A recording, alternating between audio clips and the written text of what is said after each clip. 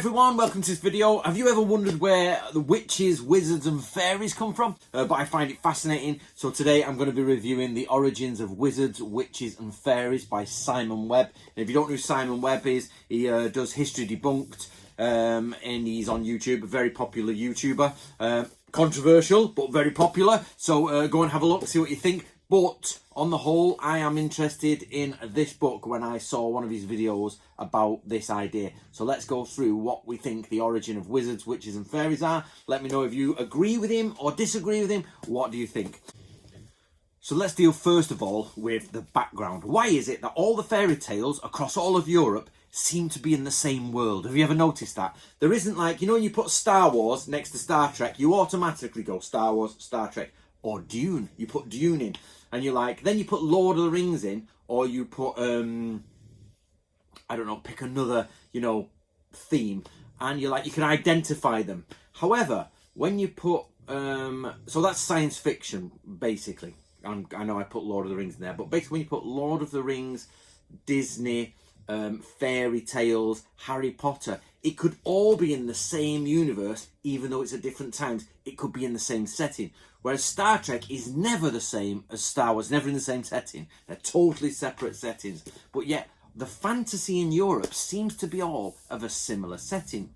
Now, why is that? And we're not talking about, you know, all the different worlds today, but you could pretty much put them all into the same world. And his theory is that it's a memory of, it's an old memory that goes through European ancestry, which includes you Americans, because you Americans white Americans are Europeans on holiday, basically. So let's get that right. You're all on holiday over there from the motherland or the fatherland. And the idea is that they all seem to follow the same system. This idea that there's, you know, the ruling class, there's wizards, there's the landscape, and there's dragons, and there's knights and warriors, and they all seem to follow this idea. And what his theory is that this is a long-term memory of the Bronze Age. So in the Bronze Age in Europe, we had a really good culture. In fact, if you look into it, it's the collapse of the Bronze Age. So, you know, Greece and all that, you know, you got Greece and then going into Rome. Obviously, Rome becomes the Iron Age. But the idea is that before Greece and all that, you had this Europe that was quite well developed and quite good. It wasn't we all sat in huts and had our teeth falling out. You know, there was this idea of interconnectedness, of societies together. But also, there's this realm where you get the priest class, you get the warrior class, and you get the sort of the rest of the people doing the farming and agriculture. Because remember, we're in the Neolithic here. So, you know, we're pushed into the Neolithic. We've got a priestly class, we've got a warrior class, and we've got the, I don't like the word peasants, but we've got the working class, if you like. You know, the farmers, the people who are doing it. And we all live in this land where there's undulating hills, and there's a fortress over there. But of course, the priest, when we use the word priest and wizard, we think of different things. But back then, before Christianity, absolutely, you're looking at priest wizards, basically. The idea is that the medieval people superimposed knights and Guinevere and Arthur onto this realm, this Bronze Age realm. And so instead of a medieval castle, you would have a fortress in Bronze Age, you know, palisaded fortress and things like that. You get Iron Age hills, and we start to develop through that. Instead of the sort of the priest in Catholic or the, you know, the holy man, you would have the wizard Merlin up on his, you know, in his tower, and the people would live joyously in the field, ploughing the land, tilling the land. So this idea that all of them fitting together is where we get wizards from. And so this is the first one we're going to talk about, is the wizards, the origin of wizards. So, and I suppose witches, is the idea that in society, there is the magic user. Now, he isn't like, forget about Catholicism and Christianity. Christianity put a divide, but before Christianity, you had someone in the village or someone in the area who knew about nature, they knew about herbs, they knew about the secret spells to use, they knew how to, you know, worship the gods, to divine the birds. It was the magician. It was Merlin, the figure Merlin. And the idea that Christianity came in and divided us from that, and that wizards were bad or, you know, witches were evil, that came along. But before that, we have the kindly wizard. Now, he does talk about the connections, which is an awesome connection between the Bronze Age hats that have lunar cycles on them and solar cycles to the witch's hat of today, which is literally a conical hat with the the lunar side, basically the celestial bodies on it, which is crazy strange that it's still in our memory, that. And the idea that there was a woman or a man, a wizard or a witch, in German it's hex, I think, or hexa, so because you hex somebody. But the idea is that wizards and witches were genuine people in society who looked after, and of course this includes blacksmiths, believe it or not. Many people don't realise about blacksmiths, the magical people within our community. So the idea was that in our memory, before Christianity, there was always someone who knew about the deep magic. Now, I love this in Narnia. Narnia is a great representation of this, is the deep magic exists. If you go back into the dawn of time, you will see the magic there. And that's pretty much what he's going through here. As we go further back in time, the magic of the old ways is there. And as Catholicism, modern life, the Industrial Revolution have all fitted on, we've still got this idea that there is a land somewhere. We don't know where this land is, but there's a land that has castles and forests, but it doesn't have maps like today we would think of a land. So when we do fantasy today, we have a map. But actually, in this case, it's just over the hill or behind the trees, beyond there. And if you go there, there's a land beyond that. And it always fog liminal places with mist and fog. The Green Knight, it's up here somewhere, the Green Knight. You go in and you go into the realm of the Green Knight. There isn't a difference between the God's realm and our realm. It's all one realm. So that's his basic premise of wizards and witches. Of course, he does a much better job than I can explaining it all, but I'll now move on to fairies. Now, with fairies, we all imagine Tinkerbell, don't we? But that's not the case. So fairies, there is a debate on whether you use the word elf, fairy, boggart, brownie, sprite. There's all of these words to mean these different things. But actually, and if you get away from fairies with wings, that's a sort of modern Victorian thing. Fairies, or the fae folk, are often called the little people or the little folk or the other folk, and they live in the other world. Now, this is in our culture loads. So basically, even Persephone, when she ate in the underworld, if you eat in the underworld, you are trapped there. You never, if you're ever in a strange place and everybody's a little bit magical around you, never taste the food. That's principle number one.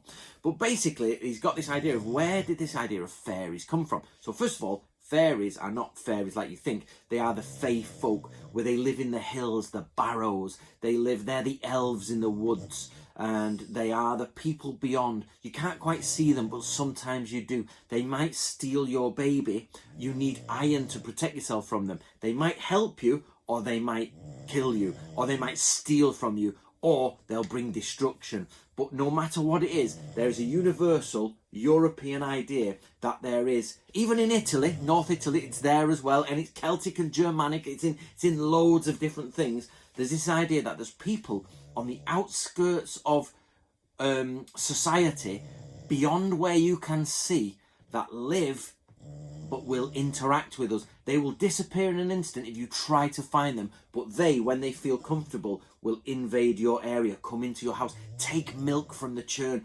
use all the milk in the cow and all of that. So his idea, which I thought was wonderful, and I'm going to be honest, I've heard this before, but in a different way, is that this is actually the megalith culture. Who now this is where it's going to get complicated. So in Europe we have all these megaliths, big standing stones, and the idea is that, what you might not realize is the people who built that are not us today. Not really. There's the idea of the Yamnaya culture come in, and if I'm getting my history right, I hope I might be wrong on this, is DNA and biology has told us that actually the males took the females. So when the Yamnaya people, the steppe people, they were white people from the Caspian Sea, came in, they butchered all the other white people, and what they did is took all the women. But what happened is the males, or some of the society, went to the edge. Some of the population went to the edge of society and lived on the outskirts.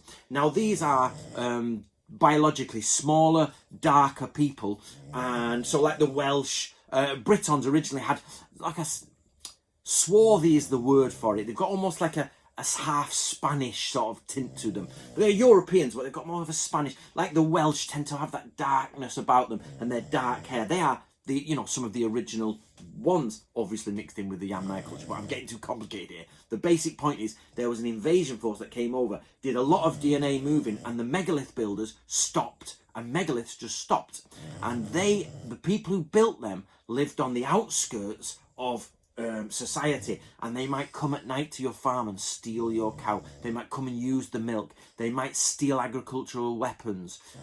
If you go to find them, they will scatter. They might be wearing green and brown foliage because they, when we see like leaves coming out of fairies, because they will disappear in the wilderness because they have to live in the forests. And of course, we get this idea all the way through to Robin Hood, where there are people who live in the forests. Even though Robin Hood is not fae, this idea that the forests are places where people who are outside of society live.